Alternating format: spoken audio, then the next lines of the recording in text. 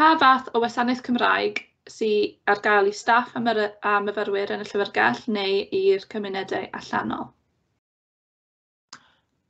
So ni'n cynnig gwasanaeth ymweliadau hollol ddwyieithog.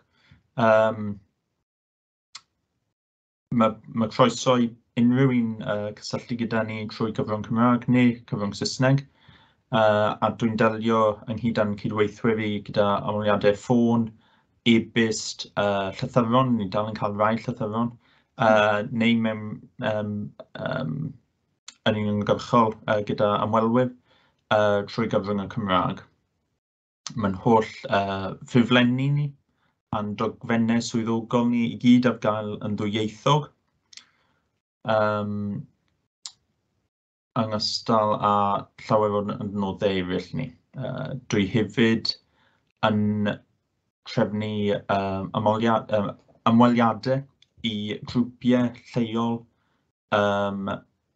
enghraifft myfyrwyr, ac yn aml mae ymwelwyr hyn yn ymweliadau yn digwydd yn gyfan gwbl trwy cyfrwng y Cymraeg, os mae hynny yn rhywbeth maen nhw'n hoffi.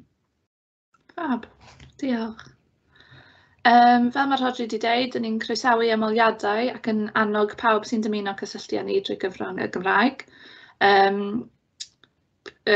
Os ydych chi'n siaradwyr rhugl neu'n dysgwyr, dyn ni'n berffaith hapus ac yn edrych mlaen I siarad efo chi gyd. Fel nes I ddeud gynnau, dwi'n gweithio efo cyfryngau cymdeithasol y Comisiwn, so Facebook a Twitter dyn ni ar rhan fwyaf, ble mae pob post dyn ni'n wneud yn y Gymraeg a'r Saesneg hefyd. Mae'n gwefan ni a'n siop lyfrau I gyd yn ddwyieithog, a mae yna nifer fawr o deitlau diddorol i'w gweld yn y Gymraeg yn ogystal â'r Saesneg.